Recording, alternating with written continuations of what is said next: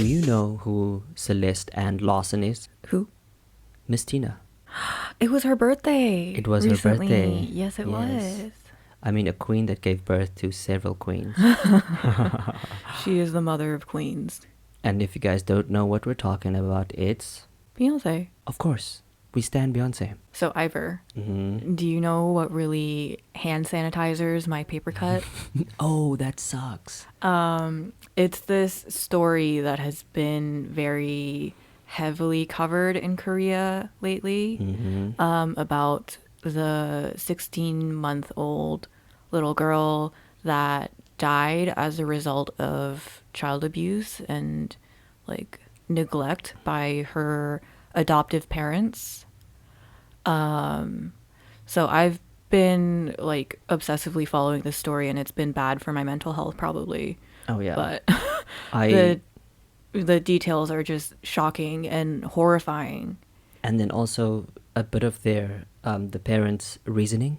Yeah. I mean, like, we're not a legal podcast, so I'm sure that we don't understand the full complexity of like what they're being prosecuted for, or like what are the ramifications that they're facing. But just from like a regular person standpoint, from a moral standpoint, yeah, it's horrible. It's just wrong. If you have any opinion about this that isn't in support that this is wrong, you are loud and wrong. You are loud and wrong and very wrong. All right, so today I'm coming to you in the spirit of the perky positivity of a bulky ballet dancer's glutes, because I wish I could just have just a modicum of that strength. That's all I want. I'm coming to you with the calm, consistent vibes of Ivor's bamboo plant, just relentlessly outgrowing its little pot.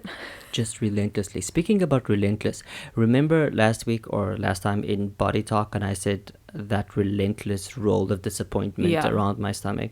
Yeah. It's getting better. It's getting better. Yeah, progress. So positivity. Change. Positivity. Okay, so I think we should get into the story. Yeah, the story. So she basically endured this abuse for like 8 months, and there were repeated reports from like people who are mandatory reporters. So if you suspect a child is being abused, then you have to report it to the police. But then all of this was horribly mishandled and just kind of swept under the rug. They're like, oh, it's not really a big deal. And so this continued, and then eventually this little girl died.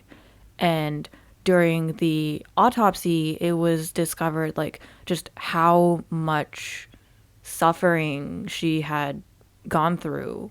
I did read one article, and it left me way too emotional to continue. I don't know how you did that, but this is definitely something we're talking about, because we do live in a society where certain groups of people go largely unseen. They do. They're not represented. Their interests or their rights are largely ignored. I mean, I'm not Korean, so for me to understand everything in its nuances is... I have a limited understanding and also a limited... But at the end of the day, when it comes to abuse, it is wrong. I don't care if it's part of whatever way you choose to treat people, and if that's seen as okay or just ignored, it's still wrong. So like the recent kind of awareness campaign that's been spreading on Instagram and social media, people are holding up signs that say like 정민아미안해, or like 정민, we're sorry, essentially. And like Jimin from BTS also took part in this. And I think that's a great way for like people who have influence, people who really do have a platform, to bring attention to these kind of cracks in policy or in the laws where people get away with things that are just wrong. See, that's a beautiful thing about groups that have this massive platform like BTS. I mean, in Korea, it's crazy, but also all over the world, globally, people love them. And for someone like that, like someone, a member of that group, to bring attention to this does get the news out like the world over. No, I remember when... Oh, sorry, cut you off. No, it's just I'm not a big fan of not a big fan, like I'm not partial to BTS, but something like that is a wonderful thing, and I do give them all the props. Yeah, and I remember like when there were a lot of Black Lives Matter protests happening around the world, but then especially in America, BTS donated to They a did. lot of causes. They like the fans, I guess, and the K-pop fans, Yeah. they took over like surveillance tip lines. They Oh, yeah. overwhelmed like the police station. With the so fan that, cams. Yeah, the fan Yeah. cams. They made it so that they had to like take down the website, or they took Basically, over. They saw that the police were racist, obviously, Yeah. and they said, Not today. on BTS's internet. We're not doing that. Not today, Satan. Not today. And that was a beautiful thing. Yeah. They took over like the hashtag like whiteout movement that was on Instagram, where people were trying to counter the blackout movement. So just a lot of positive uses of fame and influence. Yeah, and our story today is very heavy, but it's very nice to balance it out with some things like that, like what BTS is doing and the awareness that it brings to it. And also, like, personally, like, it makes you examine your own morals. I know it's very uncomfortable to just imagine how a 16-month-old can be abused to that degree. And I'm sure you may want to go into the details because I know a little bit. But if you don't feel something for that, and if you don't feel some space or something in you that gets angry and try to either do something about it or be more aware or open your eyes to see other kids or see other people or see the signs of abuse in someone else. And when people speak up and they say something, listen. Believing people, like even if it's children, like believing someone when they say they've been hurt is such a powerful thing that we can all do. So like speaking of something that we can all do collectively, I think boundaries, or discussing boundaries, is part of that, because abuse really comes down to not respecting that other person as their own person. Yeah. And boundaries, or respecting boundaries, is a huge part of that. If I don't have clear boundaries for myself, how can I respect someone else's boundaries when I don't know what those are? Exactly. If you don't see boundaries, then you're not going to see anyone's boundaries, and you're not going to respect them. And just because you're close to someone doesn't mean you can't have boundaries. Right. Like whether it's family or relationships or friends, teachers, parents with children. Like children also need to have their boundaries. Exactly. Just Like, because you're a child doesn't mean that you don't have a right to privacy, or you don't have a right to your own space. Bodily autonomy. Like you had said earlier about the, like, if the baby doesn't want to hug grandma, then grandma shouldn't feel a right to touch the kid. Exactly. That kid has a right to whatever amount of personal space and contact they're comfortable with. Yeah, they have a right to feel what they feel and not be invalidated by an adult. And that just expands later in life into like having proper consent for like physical contact. It creates mental problems that manifest themselves in many different ways. It could lead to you becoming a victim of abuse, sexual abuse, or because you don't know how to speak up, because all your life you've been taught to just accept what adults do, and now this happens to you, and then you don't have any boundaries. You don't feel like you have the right to speak up. You don't have the confidence to say, no, I don't like this, and expect that someone else will respect that statement from you. Yeah. We can even go into employer and employee and have boundaries between that, because I know in Korean culture that is a very tricky, sensitive issue. Like employers traditionally have a lot of control over their employees that goes beyond paying their salaries. It's difficult to maintain more of a personal professional boundary in Korea, and especially with like the long work hours and the expectations that you like put your all into work. Yeah. It's especially hard for people to delineate like what is acceptable and what is unacceptable. And you just have to listen to the person that's older than you, and just because they don't see a problem with it doesn't mean that it's not a problem for you. Yeah. So especially with children, I mean, there is a lot of influence in Korean culture from like Confucianism, or like that idea that your parents gave you life and so you owe them and you should be forever grateful and you should always listen to them and they always know best. I mean, like, it's changing somewhat these days. I can feel it, but there's still that very heavy cultural influence that your parents have this kind of absolute authority over you. Yeah, and what people confuse is just because you say no doesn't mean that is a lack of respect. Exactly. Like, saying no is also a manner of respecting yourself. You need to learn how to respect yourself, to have boundaries. And in that way, I guess you become a much more rounded, stable person that is able to identify and respect other people too. So, like, parents shouldn't be seeing it as disrespectful or offensive when their child doesn't agree with them or doesn't want to do something that they would like them to do. Your child is not an extension of you. You don't own your child. They happened to be born because of you, but they don't owe you for the rest of their life just because you had them. You chose to have them. Okay, you chose to have the kid. They didn't choose it. So for you to hold that against them in the manner of respect and authority doesn't make sense when you look at it. I know that their parents did the same thing to them, but at some point you have to become a little bit introspective and break that cycle and just remember how you felt. And do you want your child to feel that same way? Do you want them to have the same childhood? I don't know, because like my mom broke the cycle of the fucked up way that she was raised.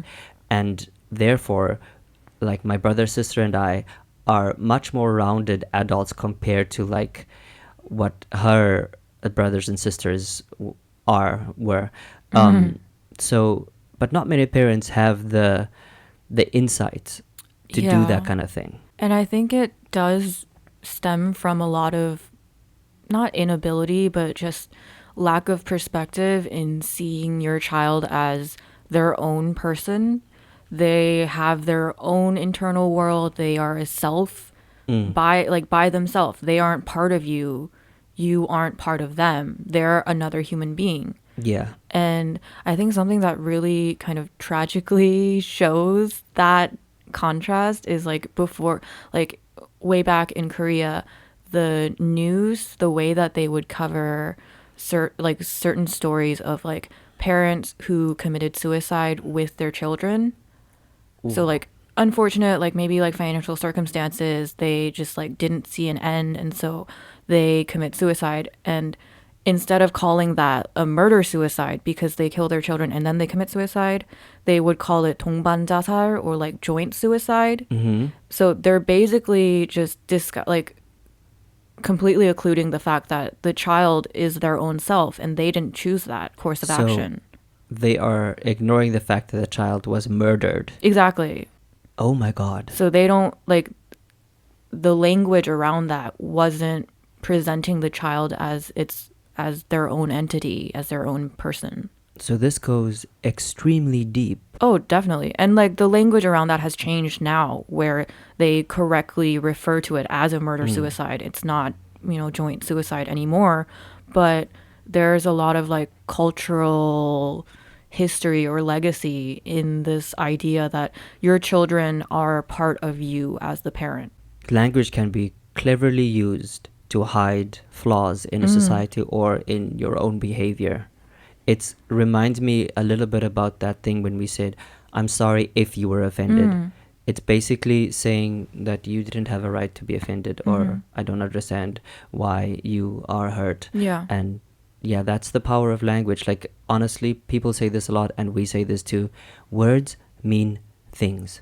So that kind of like story or that, like little factoid always gets me because it came up in one of my grad school classes where we were discussing selfhood and autonomy and how the wording around joint suicide versus murder suicide, it disguises the fact that there is a whole other human being there who was killed. They didn't choose to commit suicide along with their parent. They just had to go along with this parent's decision for them. So when you say then joint suicide instead of murder suicide, people see that in the news, and for them then it's also okay if they are considering joint suicide, and then they don't see it as I'm murdering my kid.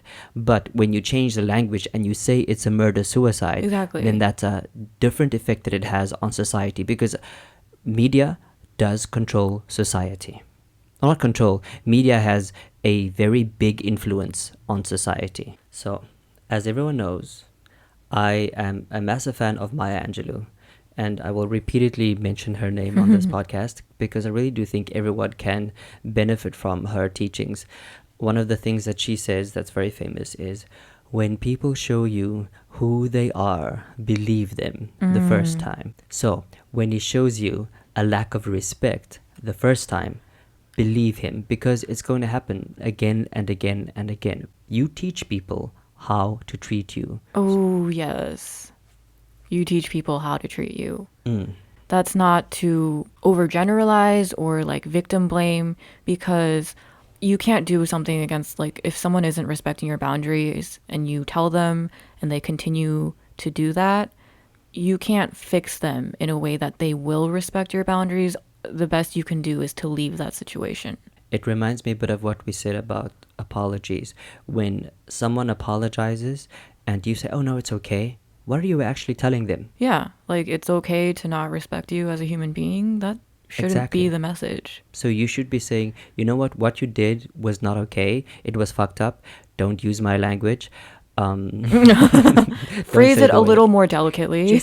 But yeah, definitely, you should be very mindful of when your boundaries are broken or crossed, and actually learn to say no. When it's no, say so. So, like, circling back to kids and parents and boundaries, I think it's important to recognize that, like, leaving a situation where someone keeps on violating your boundaries or not respecting them isn't something that all kids or most kids can do, because you're dependent on your parents until a certain age, until you have a certain amount of financial freedom or independence.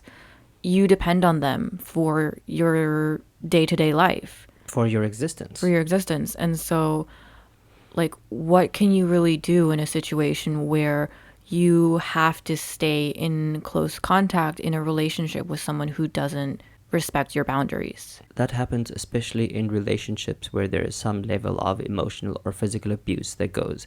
The boundaries have been crossed, and the other person, their state of mind gets so manipulated that they are unable to leave. So that's another example. And what do you do in that case is, the best is, I guess, would be not to talk about it directly, but find a softer way to let that person know that you are a safe space where they can talk to. Oh, And as someone on the outside of the situation. on the outside, yeah. Right. So eventually, hopefully, they can open up to you, and you can find a way to help them if they ask for help. And a child cannot ask for help. So I think it is the obligation of parents, teachers, adults who see this happening not to go, oh, that's none of my business. I think if a child is getting harmed, it is your business. Oh, especially. And it's legally your business if you are like a kindergarten teacher or Yeah. like a teacher, if you are like a social service worker, and like, it is your business It is your to business. put a stop to that. And so I think this really does circle back or go back to our point about, like, it's important to listen to people if they say they're being hurt, or if they say that they want to maintain certain boundaries with you, where, like, children might not be able to outright say, like, oh, I am being abused, please help me. But there are going to be other indicators where, as an adult or as like someone with more experience in the world, you should be able to empathize and to, try to see some way of rectifying that situation. And if you cannot rectify it yourself, there are many avenues of help that you can explore. And the best way is to ask and communicate. Find out, like I keep saying, my Google is free, and I'm pretty sure yours is too. You can find information online if you think someone is hurting or is being abused, or if you see the behavior of a child changing, ask questions. If you see the behavior of your best friend changing and you can't understand why, you can let them know that you are there, that you want to listen. And I think it's especially important because of our ages, the ages of our listeners. Like, people are starting to settle down and have families. People are starting to think about having kids or having them. And it's just keeping in mind, like, what kind of behaviors do you want to encourage in your kids and your future kids? What do you want to teach them about boundaries, about respecting themselves and about respecting others? Be conscious of teaching them respect for themselves, respect for other people, but also letting them figure it out themselves. You cannot police your child. There is a level of social learning that goes on when you can't see anything. Right, but you should still be maintaining a safe space for them to Yes. do that learning. Exactly. Oh, but this is so difficult because I don't have a child, and I think I don't have a that's child. the reason why I probably won't have a kid, because I worry about all these intricate little details of their social development that I would probably want to control, but I can't. So my obsessive personality may not be that great, but then again, maybe my introspective, like deeply introspective part of me could also be beneficial and be like, you know what, I shouldn't be teaching this child this bad behavior of mine or Yeah. whatever. But I think even as people who don't have children, there's still like a minimum baseline that we can all agree on. Like, it's good to teach your child boundaries for others and themselves. Yeah, like you can just look at what you didn't like examine your childhood and something that may have been horrible that parents did. Like we said, like teachers or adults commenting on your face, your body, or whatever. Don't fucking do that shit with children. Don't do it. I get so riled up about that. Like, do not comment on a child's body, on the clothes they wear, on their hairstyle, on their height, on whatever. You have absolutely no right to comment on a child anything when you look like a fucking grocery bag. Like, unless it is actually hurting them, unless it is actually endangering them in some way, then, like, why do you care? Let them experiment. Yeah, unless the child is bullying someone, Yeah. that doesn't even mean that you have the right to bully them by commenting on them or anything like that. Don't bully them, just stop them bullying. Yeah, exactly. But again, this is all advice from the childless. From So- the childless. So We have a level of emotional detachment from the issue that I'm sure a lot of parents like daily struggle with. yeah, that we wouldn't be able to really understand, Yeah. empathize with. Yeah. So boundaries are a huge part of maintaining your mental health and not infringing on other people's mental health. On that note, what is one thing you did this week, Ivor, to keep up with your mental health? I used to do this thing where I would plan out my day, and somewhere along the road I lost that. But I do know that it is extremely helpful. So I tried this week on Monday. The first thing I did when I woke up was plan my day and said, I will have breakfast, I will do this, I will exercise, I will stretch, I will do all these things. So you kind of like the first thing in the morning when you plan your day, you are more likely to have a successful, productive day, and that sense of accomplishment does wonders for your mental health, because part of like depression or grief or confusion or just apathy is that sense of no purpose. Yeah. And planning your day does create a level of purpose, even if it is taking care of yourself. Like you plan to take care of yourself, Right. like your face routine or decluttering, or just plan it and be specific. Yeah, and having a plan makes you accountable to that plan. So if like when you do those things, it feels more like you're taking control of your own life. You feel so adult. Yeah. Yeah, taking control of your own life. Take control of the trajectory of your growth. What about you? I was gonna say something else, but now that you mention it, I decluttered, or I actually cleaned. Like I did everything, like every corner of my room. I like organized all of my drawers and my clothes. I set it up so that everything would be very accessible to me. Like the clothes I wear more are like further out than the ones I wear less. Like just little things, changing my surroundings, changing my environment so that it would be the most efficient and the most comfortable for me. Like make your environment conducive to peace or ease or yeah. And if you take just a little bit of time every day to plan and organize that, you save yourself a lot of time one day when everything is in disarray. Yeah. So like I can go one day now where I don't pick up and I don't reorganize and it's not going to send me into this like spiral of depression and apathy and feeling like a lack of control over anything. Now that everything is in order, I can just kind of let it go for one day and then come back when I'm feeling better and pick up where I left off. Yeah, like this is very important what you said about the one day thing, and this is a tip that everyone can use from your tip guru Ivor, is whatever habit you have or are trying to establish, like if you feel like you do need to break it for one day, it's okay. It's okay. But you must pick it up the next day or the day after. Do not lax on something for more than 2 days. Otherwise, the likelihood is you will not do it again.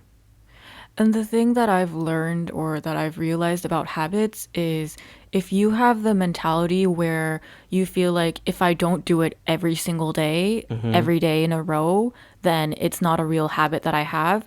Get rid of that mentality because it's not serving you and it sets yourself up for failure because you feel like if you're just too human one day and you let yourself go and you can't bring yourself to do it that one day, then it's like, oh, I don't have this habit anymore. I'm not this kind of person. When you have been so consistent so far. What you're focusing on then is, oh, I don't have the habit anymore. And then you become apathetic and then you just don't do it. Instead of focusing on the times that you did do it and you did and how you felt and how successful it was. When you focus on those emotions, you are more likely to continue the habit. Yeah. Yeah. Okay, that's great. So any shout outs this week? Oh, okay. Finally giving a shout out to Jane for bringing us together. So Jane and our other mutual friend Michael have this amazing podcast, The Content and the Machine. I love them. I'm listening to my backlog of missed episodes from them. Same. I've recently crawled out of my cave of despair and thesis revisions. So I now have the free time to listen to podcasts and do things that I enjoy. And The Content and the Machine has been a huge part of that. So shout out to Jane and Michael. Yeah, big shout out because the content they cover in their 9th season. Oh, yeah. No, that was a mistake. Michael glitched. But yeah, Anyway. they're on season 3 now. Very impressive track Very record. impressive. Very substantial content. And Jane and Michael just have the best dynamic. They really do. I like ours, but theirs is special. There's a special. And it plays a big part in my life because they connected us. So they did. I'm happy. And also shout out to Venus. I know that you listen to every episode and you told me like you use us to start out your week since we post on Mondays. Thank you for always appreciating us and sending us your feedback and connecting with us however you can. And thank you, Maggie. We are definitely going roller skating. So lots of thanks this week, lots of Lots of gratitude and appreciation. Also, a big shout out to James. Thank you. Your feedback is more than invaluable. You have no idea. All right, guys. So if there's something that you liked, something that struck a chord with what we said, send it on to a friend and maybe they can laugh at us or learn something. And we are currently in the process of getting onto Spotify and Google, and our Facebook is coming, our new logo is coming. YouTube is coming. Actually, when you listen to this episode, that would be the logo. Oh my God. Right? Oh my God. Oh my God. Ah. And YouTube and Facebook and all these social things. All these new developments. Yeah, so if you have any questions and feedback, please email us at fineisthis@gmail.com. @gmail.com. Thank you. Or you can DM us on Instagram. Bye-bye. Bye-bye.